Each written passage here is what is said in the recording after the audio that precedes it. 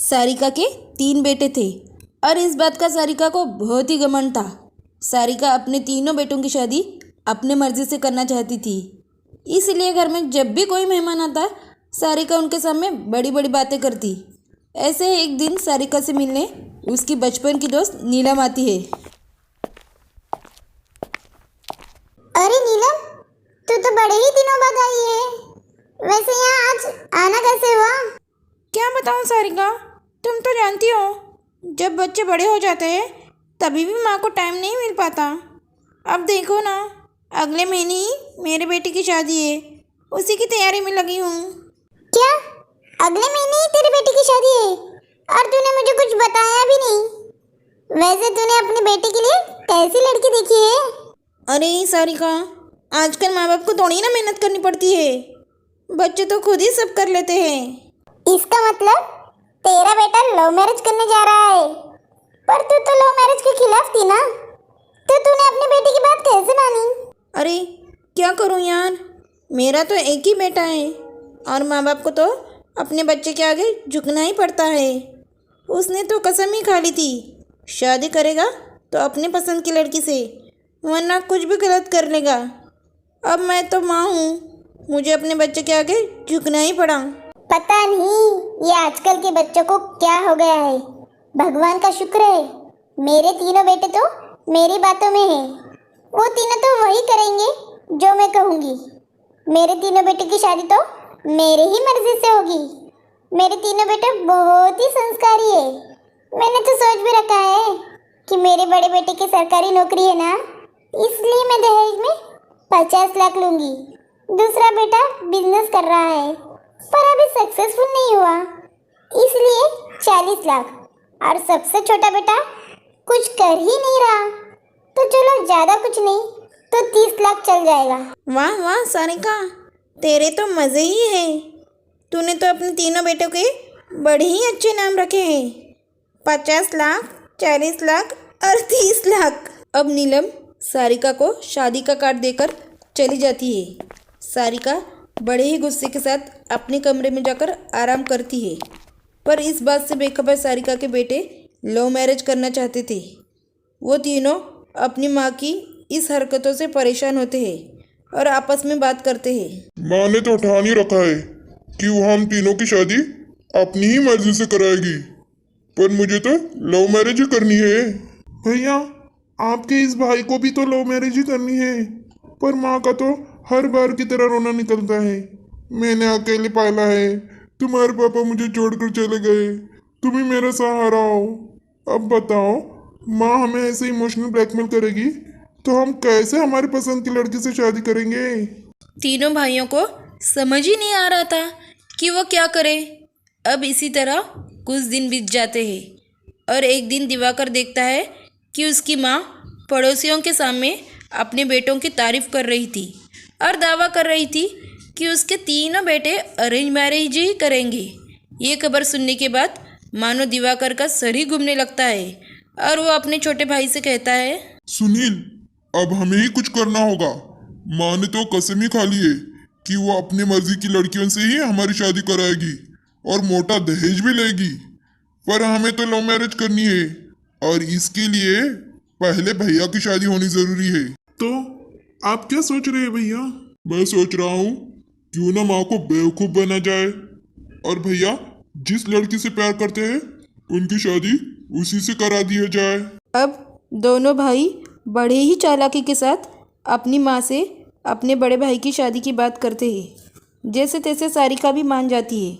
अब बहुत जल्द सारिका अभय के लिए लड़की देखना शुरू कर देती है, पर तीनों भी भाई सारी लड़कियों को नापसंद कर देते हैं और खुशी नाम की एक लड़की को पसंद करते हैं। पर सारिका को खुशी पसंद नहीं थी क्योंकि वह गरीब घर की थी और उसका परिवार 50 लाख दहेज नहीं दे सकता था। अरे तुम तीनों भाइयों की बुद्धि भ्रष्ट हो गई है क्या? अबे बेटा, तेरी सरकारी नौकरी है, पूरी जिंदगी बैठकर खाएगा। अब बता, जो लड़की तुझसे शादी करेगी उसकी तो किस्मत ही खुल जाएगी ना। इसीलिए तू ऐसी लड़की से शादी कर जो हमें दहेज दे सके। ये लड़की तो बहुत गरीब घर की है बेटा। पर माँ, मुझे तो यही लड़की पसंद है मैं इसी से ही शादी करूंगा। बाकी आप देख लो, अगर आपने मेरी इससे शादी नहीं करवाई ना तो मैं किसी से भी शादी नहीं करूंगा, जिंदगी भर कुंवारा ही रहूंगा। अब जैसे तैसे दिवाकर और सुनील अपने भाई की शादी कराते हैं और बाद में अपनी माँ को बताते हैं कि भाई की तो लव मैरिज हुई है। इसके बाद वो दोनों भी लव मैरिज करने की ठान लेते हैं। जब भैया लव मैरिज कर सकते हैं तो हम दोनों क्यों नहीं। अब मान भी जाओ माँ, तुम्हें अच्छी बहू मिलेगी। हमारी बात का विश्वास करो माँ, आपकी तीनों बहू आपकी बहुत सेवा करेगी। और हमने आपके लिए पहले से ही बहू देख रखी है। बेकार ही आप इतनी मेहनत कर रही हो। अरे नालायकों, जब लड़की देख ही रहे थे तो थोड़ा पैसा भी देख लेते। लड़की पसंद कर ली, वो भी गरीब घर की। मेरे कितने बड़े बड़े सपने थे कि मेरे घर अमीर घर की लड़की आएगी। अब तो लगता है मुझे गरीब बहुओं को ही झेलना होगा। सारिका के नाना कहने के बावजूद भी उसके तीनों बेटे लव मैरिज करते हैं और अपने पत्नियों को लेकर घर आते हैं। सारिका को अपने तीनों गरीब बहुओं को देखकर अपने बेटों पर बहुत गुस्सा आता है और वही गुस्सा वो अपने मासूम बहुओं पर खुशी, अनन्या और आरती पर निकालती है। और फिर एक दिन हाँ हाँ, खा लो जितना खाना है। तुम तीनों को आज से पहले इतने अच्छे अच्छे पकवान मिले भी नहीं होंगे और तुमने देखे भी नहीं होंगे। आखिर तुम जैसे गरीबों के घर में इतना अच्छा खाना बनता कहाँ होगा। माफ़ करना छोटा मुंह बड़ी बात, ये खाना भी हम ही नहीं बनाया है। अगर हमें खाना बनाना आता है तो इसका मतलब यही हुआ ना, ये खाना हमने खाया भी है ना। इसीलिए मुझे मेरे घर में गरीब बहू नहीं चाहिए थी। गरीब लड़कियां अपनी औकात से बढ़कर बोलती है। इतना बोलकर सारिका खाने पे से उठकर चली जाती है। अपने सास का गुस्सा देखकर खुशी को बहुत बुरा लगता है और वो अपनी भूल सुधारने के लिए अपनी देवरानी के साथ अपने सास के कमरे में खाना लेकर जाती है। माँ जी, दीदी को माफ कर दीजिए ना, उन्होंने आपसे ऐसी बातें की। आपसे दीदी ऐसा कुछ नहीं करेगी। वो आपके लिए खाना लेकर आई है। प्लीज खाने का अनादर मत कीजिए। बहू, तुम तीनों में इतनी समझ होती तो तुम अपनी जबान को लगाम लगाती। ले जाओ अपना खाना, मुझे नहीं खाना। माँ जी, आपकी नाराज़ी तो मुझसे है ना, फिर आप अपना गुस्सा खाने पर क्यों नहीं कर रही हो। मुझे माफ़ कर दीजिए और खाना खा लीजिए। खुशी के समझाने पर भी सारिका की नाराज़गी ख़त्म नहीं होती। वो खुशी के हाथ से खाना लेकर फेंक देती है और अपनी दोनों बहुओं को अपने कमरे से धक्के मारकर निकाल देती है। अपने सास का ऐसा बर्ताव देखकर खुशी रोने लगती है। क्या हुआ दीदी, आप रो क्यों रही हो?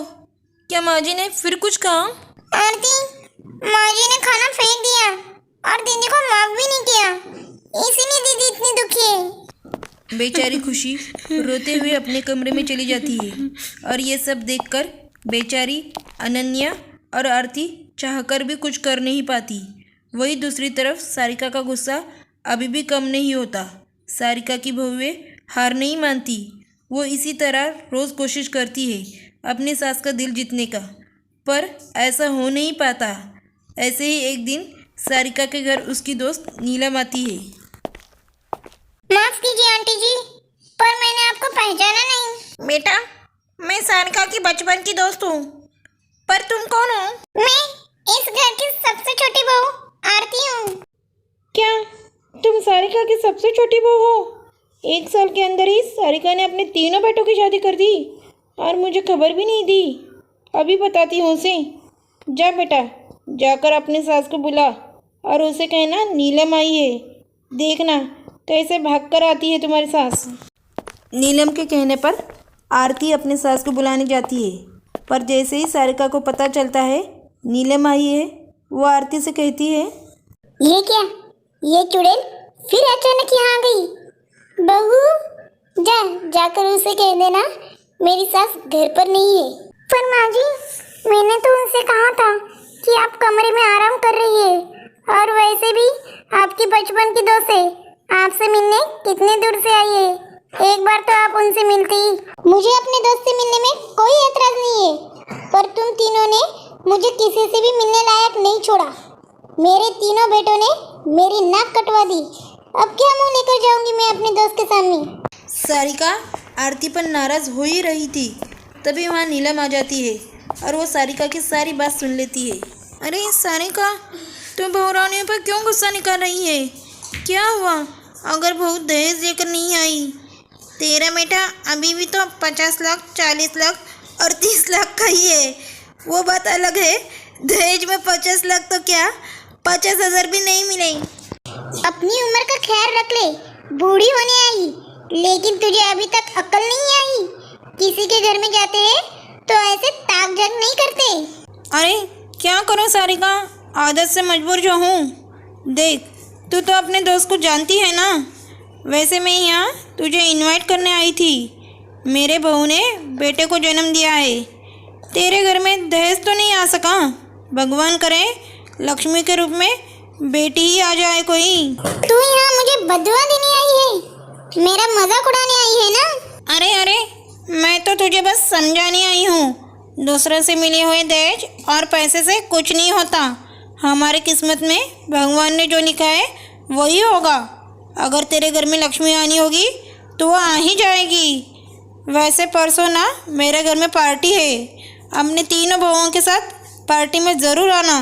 नीलम सारिका का मजाक बनाकर वहाँ से चली जाती है, पर जाने के पहले सारिका को कुछ समझा कर जाती है। पर सारिका है कि जिसके आंखों पर गुस्से की पट्टी बंधी थी, वो किसी की बातों को ध्यान में लेती ही नहीं थी। अब ऐसे ही समय बीतता है, पर अभी भी सारिका की कोई भी बहू सारिका का दिल में जगह नहीं बना पाती। ऐसे ही सारिका सब्जी लेकर घर जा रही होती है, तभी मोहल्ले की एक औरत उसे रोकती है और कहती है, सारिका बहन, तुम तो बिल्कुल सही कहती थी। तुम्हारे तीनों बेटे बहुत ही संस्कारी हैं। देखो ना कैसे उन्होंने अपनी मर्जी की लड़की से शादी कर ली, और तुम तो ऐसे ही रह गई, हाथ मलता है। अगर मेरे बेटों ने अपनी मर्जी से शादी की है तो इसका मतलब ये नहीं है कि वो मेरा नहीं सुनते। अभी भी मेरे बेटे मेरा ही सुनते हैं। और मुझसे कहने से पहले तुम अपनी बेटी को देखो, जो अपनी मर्जी से शादी कर ली। बेटे तो ऐसा काम कर सकते हैं, पर क्या बेटियों को ये शोभा देता है? रस्सी जल गई पर बल नहीं गया। आज भी तुम दूसरों पर ही उंगलियां उठाना जानती हो। क्यों? सही कहा ना सारिका बहन? अरे बहन, छोड़ो उसे। तुम तो जानती हो ना, घर में एक बहू 30 लाख, दूसरी बहू 40 लाख और तीसरी बहू 50 लाख लेकर आई है। अब तो सारिका के थाट बाट अलग ही है। लगता है बहू दहेज में कुछ ज्यादा ही सामान लाई है, तभी तो सारिका बहन के पंख निकल आए हैं। सारिका बहन, लगता है तुम्हारे सपने पूरे हो गए, है ना? अब सारिका जहाँ भी जाती, आसपास के लोग उसका मजाक उड़ाते और वो सारा गुस्सा अपनी बहू पर निकालती। खुशी, अनन्या, आरती, कहाँ मर गई तीनों की तीनों? अभी मेरे सामने आ जाओ। जी माँ जी, आपने हमें याद किया, बताइए क्या बात है? माँ जी, हमसे क्या गलती हो गई है जो आप हमसे इतने नाराज हैं? गलती तो हुई है तुम तीनों से, इस घर की बहू बनकर, मेरे बेटों से शादी कर कर। अगर तुम तीनों अपनी गलतियाँ सुधारना चाहती हो तो मैं जितना कहूँ उतना दहेज लेकर आओ। क्या दहेज? पर माँ जी, आप तो जानते हैं हम कितने गरीब हैं। हमारे घर वाले दहेज कैसे दे पाएंगे? अगर तुम तीनों चाहती हो कि मैं तुम्हें बहू के रूप में अपनाऊं, तो तुम तीनों को दहेज लाना ही होगा, ताकि मैं दुनिया वालों का मुंह बंद कर सकूं। बड़ी बहू तुम 50, अनन्या बहू तुम 40 और आरती बहू ज़्यादा गरीब हो, इसलिए तुम सिर्फ 30 लाख लाना, और मेरे बेटों को इसके बारे में पता नहीं चलना चाहिए। माँ जी, ये रकम तो बहुत ही बड़ी है। मेरे माँ बाप इतनी बड़ी रकम नहीं दे पाएंगे। अगर तुम्हारे माँ बाप इतनी बड़ी रकम नहीं दे सकते तो निकल जाओ मेरे घर से। तुम तीनों ने मेरे बेटों को फंसाने के पहले ये सब सोचना चाहिए था। तुम्हें क्या लगा कि तुम तीनों गरीब घर की लड़कियां इतने बड़े घर में बहू बनकर आ जाओगी? अब सारिका अपने तीनों बहुओं के सामने शर्त रख देती है और अपने कमरे में चली जाती है। सारिका की तीनों बहुएं परेशान हो जाती है और वो ये बात अपने पतियों को भी नहीं बता सकती थी ऐसे ही कुछ दिन गुजर जाते हैं, पर अब तक सारिका की कोई भी बहू दहेज की रकम जोड़ नहीं पाती। ऐसे ही एक दिन मैंने तुम्हें समय नहीं दिया तो तुम सोच रही हो तुम्हारे पास पूरी जिंदगी पड़ी है। तुम तीनों को एक बात बता दूं, 10 दिनों के अंदर मुझे पूरी रकम चाहिए। माँ जी, ऐसा मत कीजिए, हम आपके गुलाम बनकर रहेंगे। आप जो भी कहेंगे हम तीनों वही करेंगे। बस आप हमें घर जाने मत कहिए। हम इतने अमीर नहीं हैं कि दहेज दे सके। हम पर थोड़ा तरस खाइए माँ जी। जिनकी वजह से मुझे लोगों के ताने सुनने पड़ रहे हैं, मैं उन तीनों पर तरस खाऊं? तुमने ये सोच भी कैसे लिया? सारिका अपने तीनों बहुओं को दहेज के लिए परेशान कर रही थी। सारिका की तीनों बहुएं अब टेंशन में रहने लगी। ऐसे ही एक दिन सुनील अपने बीवी से कहता है, क्या हुआ आरती? मैं देख रहा हूँ कुछ दिनों से तुम बहुत परेशान हो। माँ नहीं मान रही इसलिए परेशान हो। हाँ, यही सोच रही हूँ कि माँ जी हम तीनों को कब अपनाएंगी भी या नहीं। कभी कभी ये सोचती हूँ हमें शादी ही नहीं करनी चाहिए थी। अरे तुम ऐसा क्यों सोच रही हो? सुनील के ऐसा बोलने पर आरती चुप हो जाती है और बात घुमाने की कोशिश करती है, पर सुनील समझ जाता है कि घर में कुछ ऐसा चल रहा है जो सुनील और उसके भाइयों को पता नहीं। अब सुनील अपने दोनों भाइयों को बात करता है और तीनों अपनी माँ पर नज़र रखते हैं। देखते देखते 8 दिन बीत जाते हैं और एक दिन जब तीनों भाई ऑफिस के लिए घर से निकलते हैं तो उनके जाने के बाद सारिका एक बार फिर अपने तीनों बहुओं को परेशान करती है। अब सिर्फ 2 दिन है तुम्हारे पास। 2 दिन में अगर तुम दहेज लेकर नहीं आई तो तुम्हें उनको तलाक देना होगा और इस घर को भी छोड़कर जाना होगा, समझी? पर माँ, हम अपनी बीवियों को तलाक नहीं देंगे और उन्होंने अगर ये घर छोड़ा तो हम भी घर छोड़कर चले जाएंगे। अरे बेटा, तुम तीनों भाई तो ऑफिस चले गए थे ना? हम बस नाटक कर रहे थे माँ। हमें पता चल गया था कि घर में कुछ ऐसा चल रहा है जो सही नहीं है और आज हमने अपनी आंखों से देख भी लिया। माँ, आप हमारी बीवियों को इसलिए परेशान कर रही थी कि ये तीनों गरीब हैं, ये तीनों दहेज न ला सकी और आपके जान पहचान वाले लोग आपका मजाक उड़ा रहे हैं। पर माँ, हमारी भी बात सुन लीजिए, गलती भी आप ही की है। आप ही हर जगह ढिंडोरा पीट रही थी। आपको तो भगवान ने आपके किए की सजा दी है। अगर आप चाहती है आप अपने बेटों के साथ पहले की तरह खुश रहे तो आपको हमारे बीवियों को अपनाना ही होगा। सारिका को उसके तीनों बेटे समझाते हैं, पर फिर भी सारिका नहीं मानती। उसके तीनों बेटे घर छोड़कर जा रहे होते हैं। अपने बेटों को खुद से दूर जा रहा देख सारिका न चाहते हुए भी अपने बहुओं को अपनाती है, पर सारिका अपने तीनों बहुओं से उखड़ी उखड़ी ही रहती है। कहानी अच्छी लगी हो तो प्लीज़ लाइक और सब्सक्राइब ज़रूर कीजिए और कमेंट भी कीजिए। Thank you.